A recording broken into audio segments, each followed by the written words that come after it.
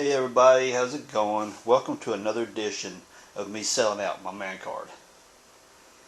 Meaning, if you have not seen the video, there's another video on my Homemade Idea channel where I made a blanket out of the same kind of material for my girlfriend.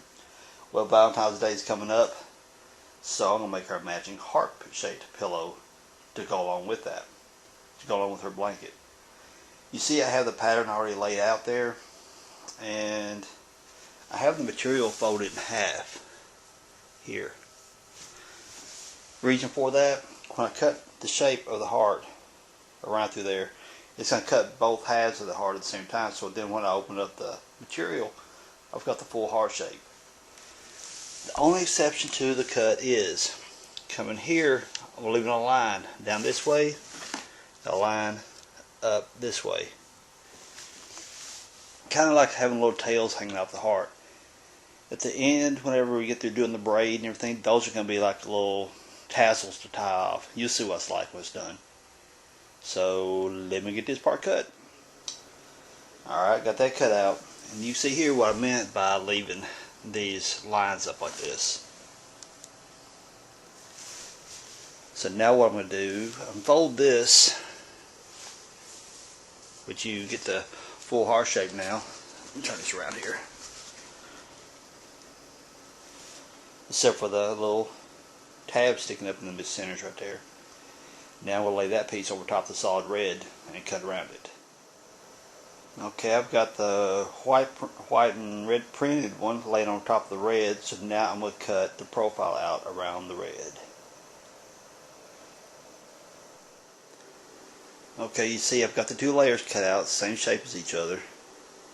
I laid the heart print on top of the solid red and just cut around it. See, here's the two layers.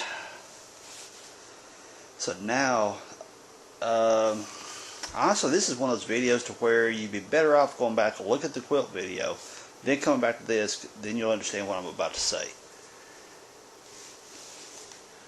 Around the edges here, I'm going to make 1 inch wide cuts, about 1 1/4 inches deep, all the way around this. Now, right through here, it gets a little bit tricky. And I actually made a small prototype. Let me go grab it real quick, be right back. Okay, I made a small prototype just so I can figure out how to make these cuts. Now, if I were out there with my plasma cutter, my welder, my wrenches, and my hammers, and all those good fun stuff, not a problem.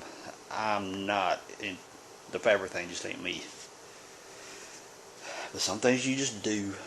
Alright, notice here, that's what these are.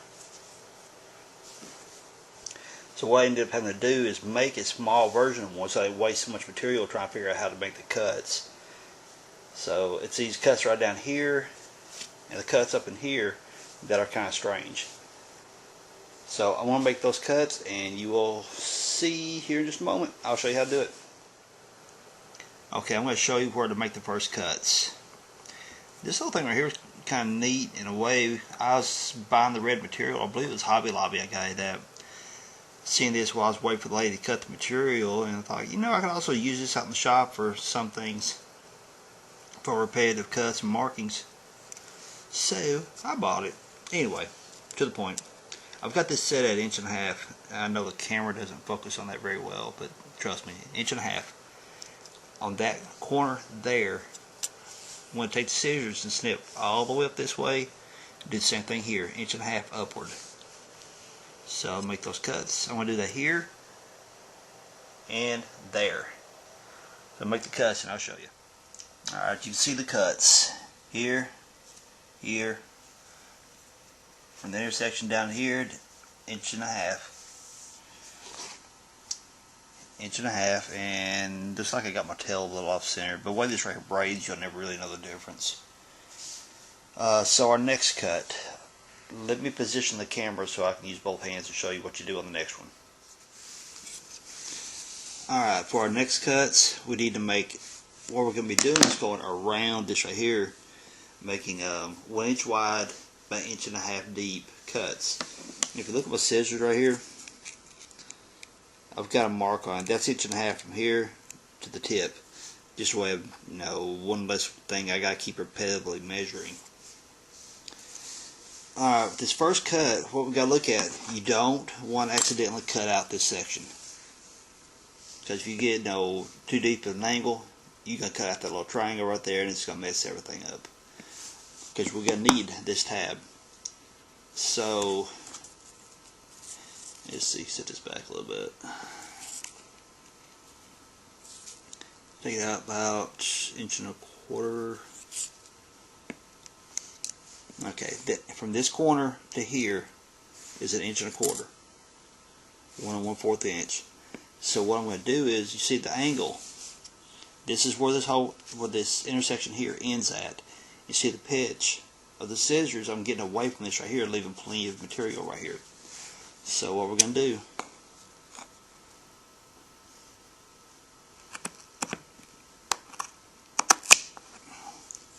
is there's our first cut. And we will do the same thing on this side over here. Now from this point on, what we're going to do, measure 1 inch off this,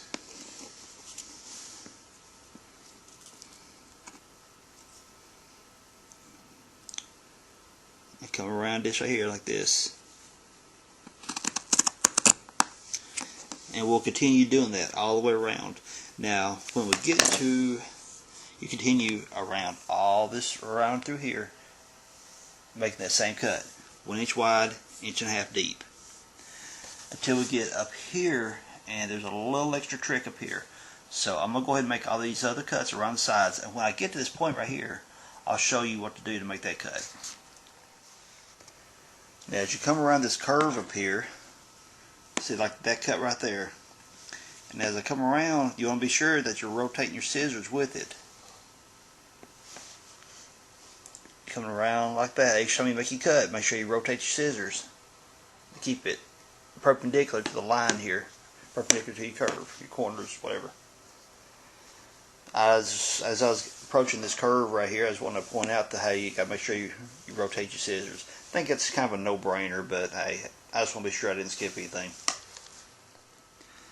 Okay, I'm on the last cut. As I was coming around through there, you can see I got each one of those little cuts coming around.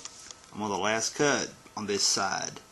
You can see right there is where the 1 inch mark falls at. Leave it a little bit of material here. That's okay. Let me position the camera here so I can show you. There you go.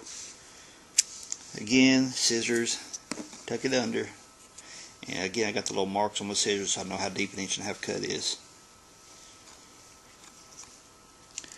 And 1.5 inches here. Puts me about there. And make your cut. See, it makes a little tab that's not exactly square, which is fine, because still got to come around the other side of the heart, but we're just going to make little slits in them as we come around. So they're just going to interlock and weave into each other, braid into each other. So let me rotate this thing around, and I'm going to start on the other side. Okay, I'm about to start making the cuts up the other side, and I just want to show you this first cut again, just as a refresher, of course, I guess. Here's a little marker set at it, set about 1.5 inches. Let me move this back a little bit. Let me measure this side, make sure. There we go. Take the little slider here. This slides back and forth. Match it up to this one. Then we're going to go here. Remember, my scissors are marked, so I know how deep my 1.5 inch cut is. Here, there. Again, you want to watch and make sure you don't get too deep and knock off your triangle here. You want to keep this. There you go. First cut for this side. And now from this point on, it goes 1 inch wide.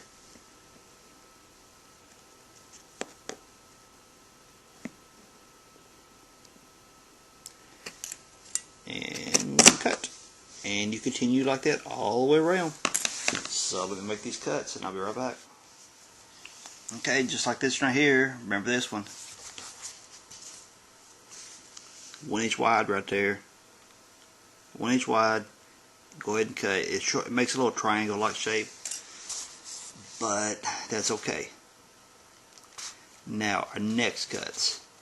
Let me reposition the camera, rotate this thing, we'll show you the next ones. Alright, for our next cuts, we're going to take our material, make sure your ends are lined up, then we fold it over. Instead of going like right here, let's get the camera angle just right, that would be half, go a little past half. Get this material straight. About right there. Then what we're going to do is simply take a snip.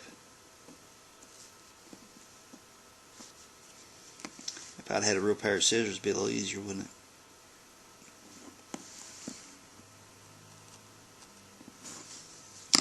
Now all we're doing is making a little slot. That's all we're doing. Do not cut all the way through. All you need is a little tiny hole like that. That's it. You do that for this one and all the way around. But do not do it to these. Not these. We'll get to these in a moment. Just these tabs here. That's the only ones you want that slot cut into. Okay? Alright, let's cut some slots. Back in a moment. You know, I just noticed I could have done a little justice for y'all that show you this cut, because it is a little obscured, but it's really no different. Instead of going half, go just a probably eighth of an inch past half, whatever. Instead of worrying about all over here, you just want it right there. Just like if it was one of the regular 1-inch cuts. All you're going to do is knock a little notch in it. That's all you're going to do. Now to get ready to braid it, you might have to open that up a little bit. But I've got an X-Acto knife right here someplace that I'll get in there and I'll just open that up a little bit. So anyway, just want to show you that real quick. And there's the hole here.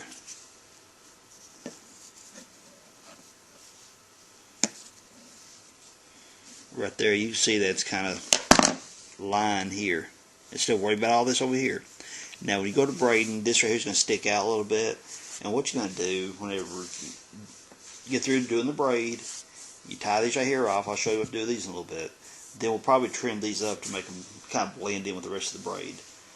But now, from this point, we just got to worry about cutting them. Going around with it. Alright everyone, all the little slots are cut.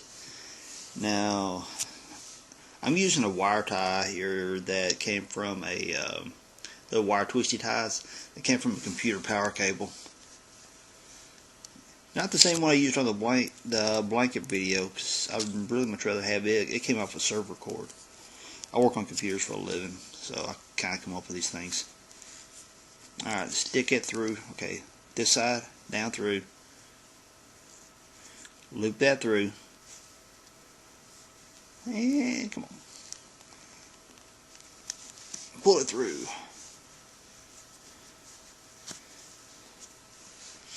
And then you just kind of give it a little tug, tighten it up, and you want to pull it toward your next tab here.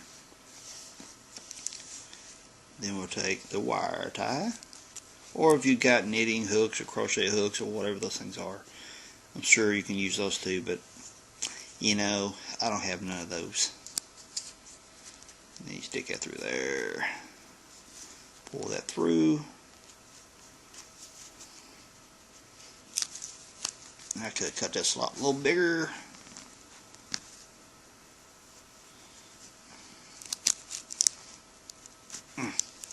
Got it. Then pull that one. I'm sorry. Alright, now that we've got that one done, continue to the next one. Feed that through. Grab your next tab. Stick that through. Pull that. Now what you want to make sure you're doing is the white here, or the print pattern, whichever you want to call it, whenever you pull your tab through, tug it to make sure it's tight, but make sure that layer stays on top all the way around, so therefore your pattern stays consistent as you come around doing the braid. Stick it through, take that through, and pull it through. I said pull it through, come on. There you go. And pull it tight, and again, white, keep it up top. Now the blanket, I actually had this opposite. I was pulling from the red side, had the red side up. The pillow isn't going to make a whole heck of a lot of difference, because once you put the stuffing in it, the braid is going to be poofed out anyway, and this becomes just an edging around for where the seam is. So this really isn't all that picky about as to where you got the front side or down or the back side. It doesn't really matter, because once you put the stuffing in it, it becomes a seam. So now I'm just going to go ahead and continue all around the pillow and pulling this right here through. I showed you how to do it, so now I'm going to knock these off. Alright everyone, you check it out. This side of the braid is done. And it ended, there's that little weird shaped tab right there. It ended right there with that, with it hanging out loose. What's going to happen, I haven't made up my mind yet. These tails, as I'm calling them, I'm either going to split it into thirds or into fours. I'm not sure which yet. And I'll probably make up my mind after I get the other side braided and maybe stuff some material into it to see how it's going to spread. But either way you look at this side right here, whether it be a third, be a fourth, whatever, these strings are going to go through this to tie it into place so it doesn't become unbraided, should I say. So to kind of give you an idea of what those are going to be all about. Working from the front side, as you see, I'd pull it through, make sure the front side of the material is what is facing up all the time, all the way right there, so you keep a nice consistent pattern as you come around. Unlike the blanket, I specifically worked from the back side to create a specific pattern, but it was a matter of preference, because then it created the little rough textured edging like this you see on the back side here. It created that textured edging on the front side of the blanket, and it kind of made a nice contrast.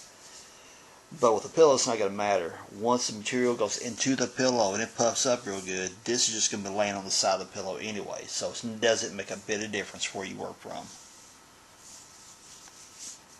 So now we'll start on this side.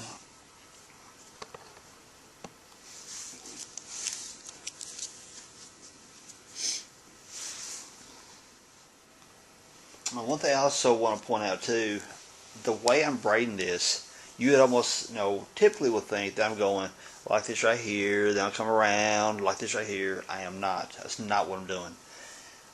My braid is going to go this way, and this side will go this way. It's all going to be in the middle up there, and that's where I'm going to tie it. So you're going to have this neat little pattern going upward like this on both sides. So to let you know how to start the next side, or this side, whatever, feed this through here.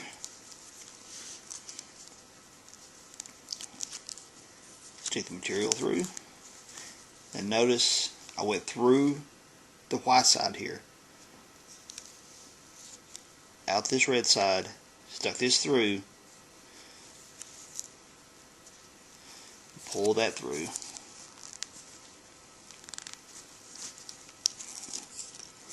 Then you take and you tug it tight, lay it over toward this way, and you get your next one.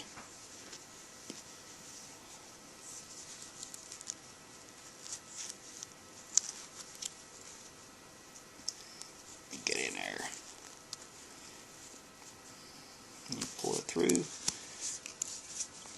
tug it a little tight, and continue on around. Continue around the rest of the pillow like that. Alright, let me get those run. Be back in a moment. Alright, the braid's pretty much done on the other side now. And I still haven't split the tail yet.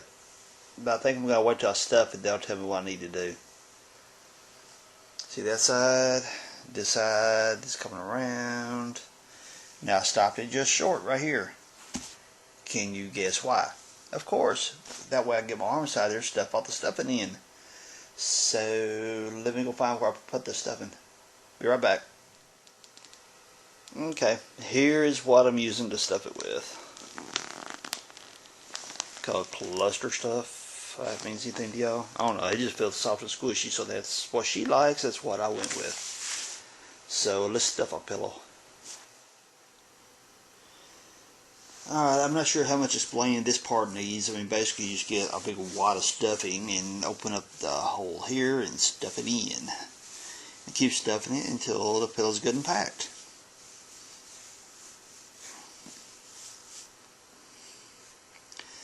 Of course, you'll have to, when you get it packed in pretty decent, you'll have to, move it around inside the pillow to even it all out.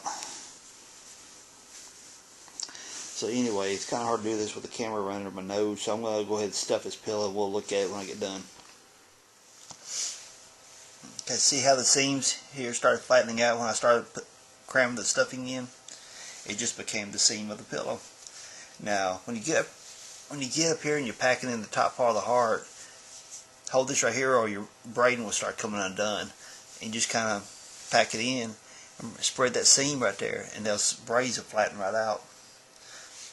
Get back here at the camera angle. Yeah, if you just spread that seam, the braids will flatten right out. So then you just keep stuffing your stuffing up in there. Pack it in good. And hold that when you get up in that area, that way it don't come unbraided. The trick is, once you get some of the stuffing into it, then we got to braid the rest of this. That gets interesting. So let me put a little bit more stuffing in this and we'll see how we can do that. Okay, right here is pretty much decision making time. I really need this tails. Right here I need these split. Because why? I'm going to fish this braid, putting all these back together all the way down to this. Then I need to take one of these and tie that together. So therefore I can stuff the stuffing up in here like I need to. So I'm going to split this into thirds. I couldn't make up my mind whether I was going to do thirds or fourths, so I'm just going to do thirds. Because why? You'd have 3 evenly spaced places here, so whenever they're tied together, it'll form that trough up in the top part of the heart. So basically all you got to do is hold it together, get them even, and come 3 equal parts. So let me do that. And looking from the back side, you can see that I split it into thirds, and it's pretty much even with these cuts here. So now what I need to do now, back for the camera, stay. Alright, I need to take these and braid them back together. Then I'll show you what to do when I get them braided. Okay, you see I took and braided them back together right there. And it's not easy. Once you get the stuffing in it, it's not easy to do it. It's kind of a pain to... Alright, but one of the tassels here, one of the strands, whatever, fed through that last tab. Then what I'm doing, the one on this side and the one on this side, tie them together. Okay, you can see right there where I tied them together, which locked that braid in. That braid is now not coming out. Now you got your middle one here, your middle laces or strings or whatever. You can probably go ahead and tie them together also. That'll close up this hole right here. Now if you notice right here where that hole, there's not much you can do about that. What I'll end up doing, just to be sure, I've got where my work pants, I got some buttons I got to sew back on them. So probably what I'll do, I'll just get here and stitch that together a little bit so it doesn't show, and also kind of give it a little extra strength. So anyway, next thing I'm going to do, I'm going to tie, put that one back, the 2 middle ones together. I'm going to tie the 2 middle ones. Okay, you can see it's starting to take shape now. Still need to split this one and tie it. Now up here, this didn't happen on the little prototype one, these big holes right here. So I'm definitely going to get some needle and thread, come here and stitch this together to make it look good, so there's no stuff that leaks out. Now I've got, like up here in this upper lobe right here, it needs a little more packing. up in here needs a little more packing, so I'm going to go ahead and stuff that in good. And then what I'll have to do is finish that braid and tie it off. Alright everyone, there it is. Think she'll like it. Well, I gave her blanket for her birthday. She kind of broke down crying. She says, "Did you make that for me?" It was kind of cute, actually. She's a cutie. So if you see down here at the bottom, I left the little tassels down here, let them natural. Didn't stretch them or anything, just kind of left them hanging there. See the braiding around the side here. It actually made a nice little seam. Details up here. Right down through here, I added some beads. It says "Love You, Amy," right down through there. Little hearts there. Little hearts there, hanging off the little extra strings hanging down.